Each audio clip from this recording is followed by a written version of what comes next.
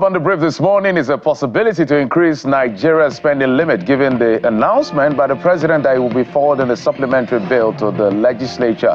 President Bola Tinubu said this during his remark at a joint session of the National Assembly, where he visited to commission the NAS Library and witnessed the singing of the old national anthem following his assent to the bill that the country now reverts to Nigeria We Hail Thee as an anthem.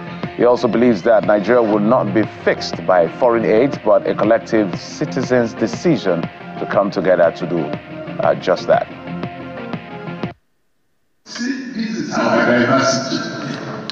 We have no other choice. It is our nation. No one, no age, no other institution or personality will help us. We are walking the talk. I will soon bring year 2024 appropriation bill. That is just for your information. In the meantime, the House of Representatives was divided over the issue of mercenaries to combat terrorism and kidnappings in the country. Some lawmakers fear that it will breed more insecurity, while others believe it will complement the actions and the efforts of security agencies. Meanwhile, the House has also passed a resolution to investigate the mass retrenchment in the central bank. Look at the areas most prone to insecurity today in Nigeria, and you compare them with the statistics on the degree or percentage of poverty established by world bodies, you will discover that the places most affected by insecurity today in Nigeria are the poorest part of Nigeria. They are the least educated part of Nigeria. Fact. I fully support all the contributions and ask that we take a day for us to discuss this issue of insecurity on the floor of this House, and perhaps declare or urge the executive arm to declare an emergency on insecurity. I would suggest, just like the minority leader pointed out, we choose a date to handle only the issue of insecurity. I urge us to at least look at the alternative of bringing in mercenaries to assist our existing military and other agents of coercion on ground to end insecurity in the country. We agreed that what we are fighting is asymmetric war.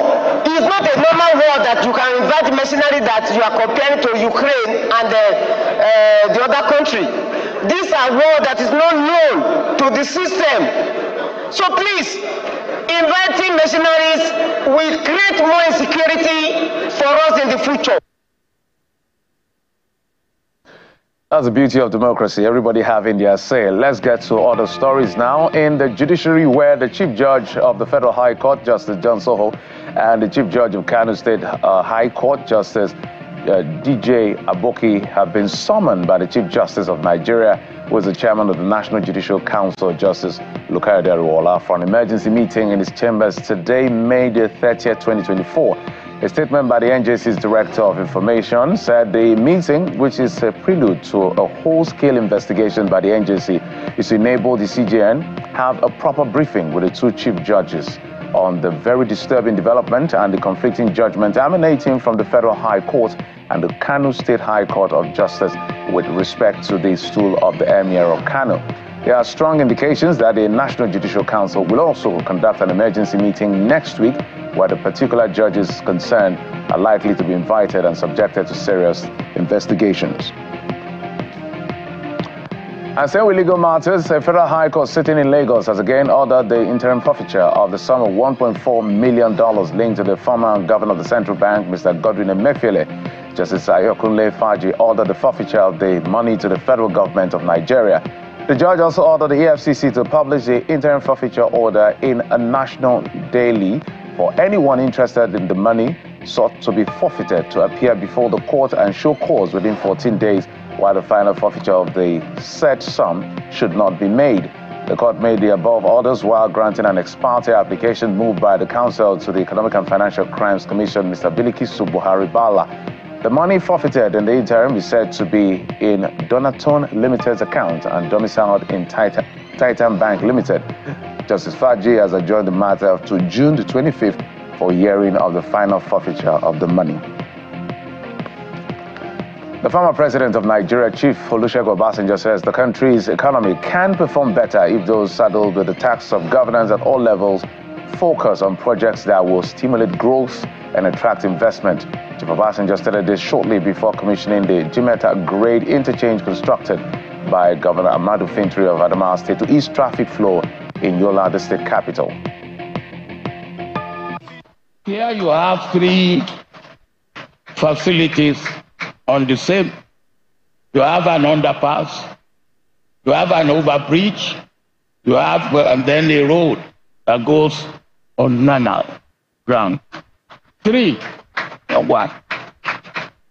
You are doing so well, and that's why I've come. You are doing so well that you must continue to do well, because the sky is the limit. I'm not saying more than that.